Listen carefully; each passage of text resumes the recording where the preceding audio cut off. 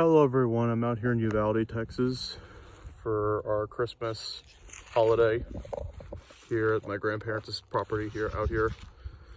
This fire pit right here is one of the oldest man-made things out here. Of course, these trees back here are way older. This Pecan Grove back here, these trees are probably 200 years old, some of them.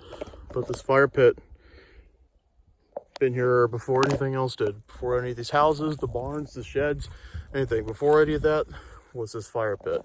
So my grandfather talks about a lot.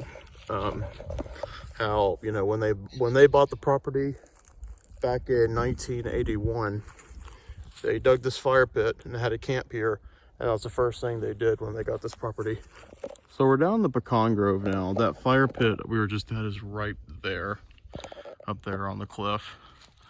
And the house is through there to the trees. You can see we're down here in the grove. It's December, so I mean, of course, everything's dead. But I'll be out here again here in Uvalde in the springtime. So y'all get to see what it looks like when everything has leaves on it. As you can see, everything's pretty brown and pretty dead, of course. It's about 55 degrees here, so chilly, but not really cold. Not freezing, definitely. See, that's what it looks like down here. These trees are all pretty old. They're probably, I'd say, a lot of them are at least 100. This one right here is probably 150 maybe. But they're all pretty old. They're all pretty thick, a lot of them.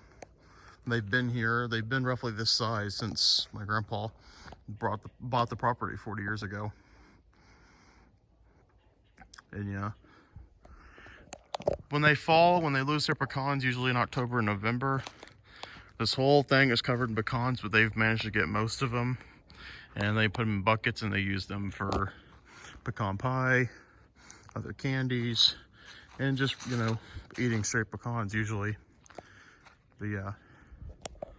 It's really nice in here. I can't wait till April when I'll be back to show y'all what it looks like here in the springtime. How everything has leaves and it's very pretty. But I will be back here on Friday, April the 5th. Today is December 29th. We're leaving tomorrow morning, December 30th. Gonna be home for New Year's Eve. But I will be back. I personally, myself, I will probably be solo traveling out here on April 5th, because on Monday, April the 8th, there'll be another solar eclipse across Texas and across the United States too, but especially Texas. And just like the eclipse back in October, here in Uvalde saw complete coverage.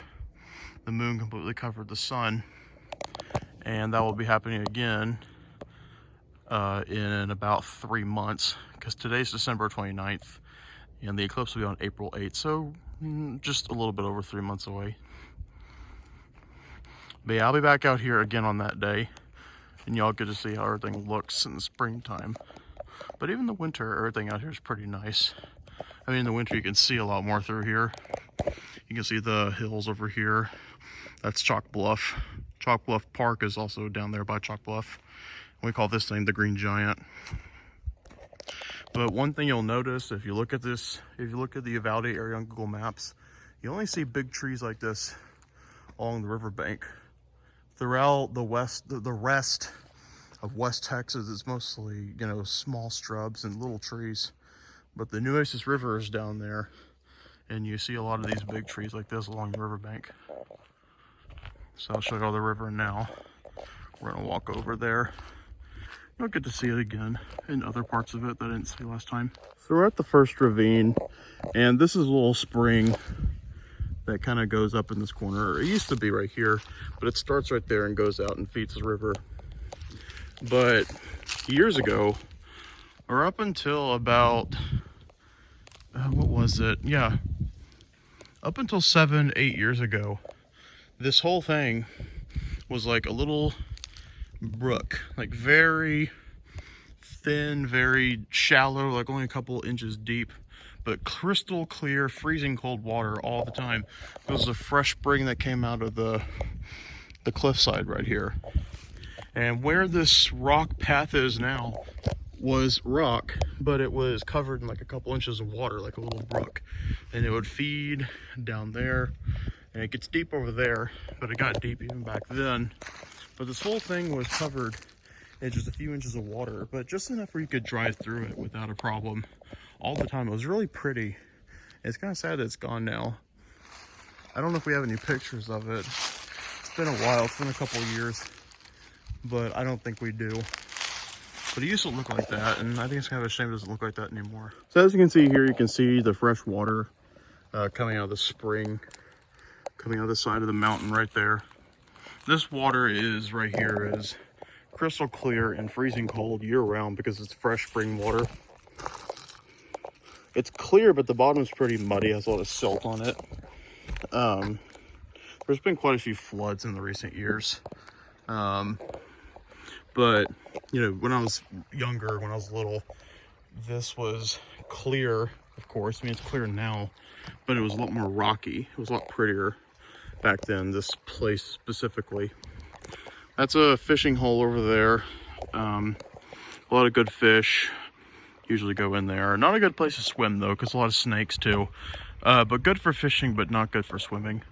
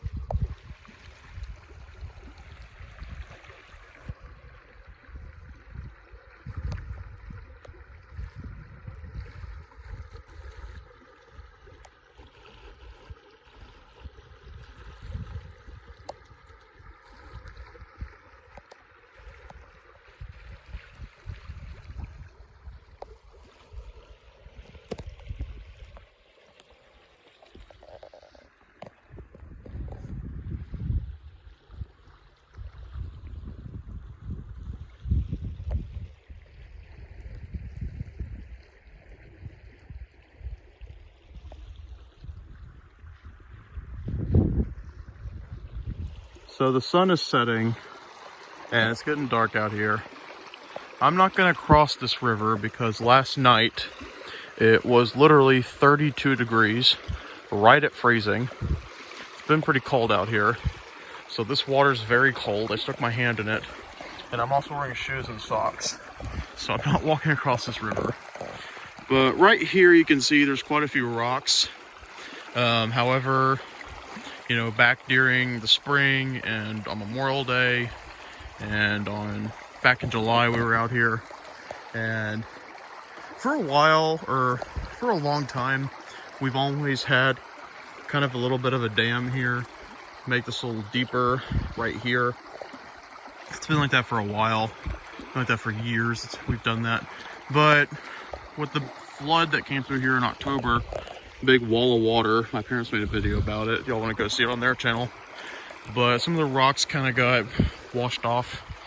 But there's still some here showing that we always have had a little bit of a dam here, making this deeper, a little bit of a swimming hole, a little bit of a place to just sit, drink, and talk or whatever. We do that down there too. Or we go up to Waterfall Island a lot up that way.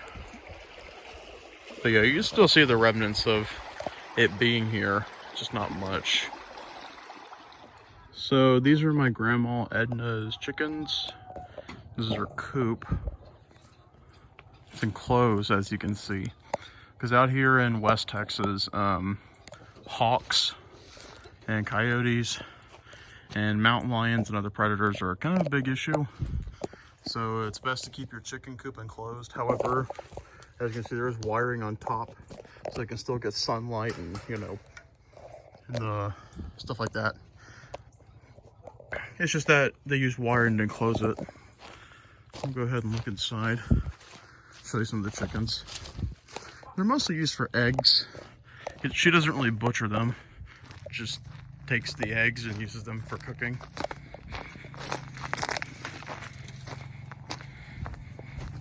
Oh yeah, mesquite trees. These things are all over the place here.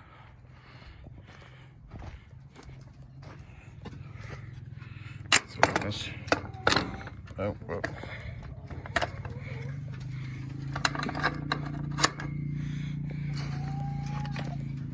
Chickies. Chicks. They don't have names. Just by the way, they do not have names. They've already been fed and they already have food, so I don't know what they want. They are getting ready to roost for the night. It's gonna be a cold night. It's already like 40 degrees out here tonight. It's gonna freeze again tonight.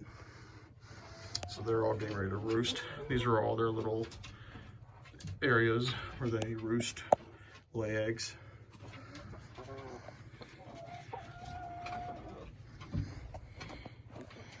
Oh, my camera light's on. Well, yeah, I'm gonna head out of here. It's already twilight. The sun's already set, so they're probably wanting to get ready to roost for the night. So I'm gonna let them go ahead and do that now.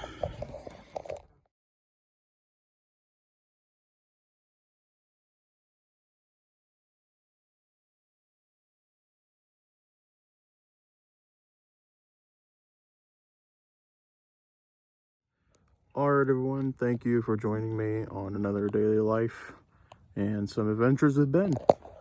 I have one of my grandfather's cats with here. Cat's on me here by the fire tonight. This is Miss Millie. He's had her for about 2 years now whenever he found her mother dead, and so he adopted her, fed her off a bottle. Say hi, Miss Millie. Say hi, Miss Millie.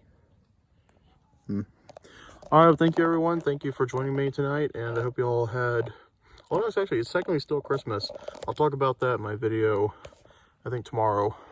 When you'll be seeing this, it'll be my video for tomorrow. I'll talk about how it's actually still Christmas, and Christmas does not end until Epiphany on January 6th. So still, Merry Christmas, and have a coming Happy New Year. Thank you.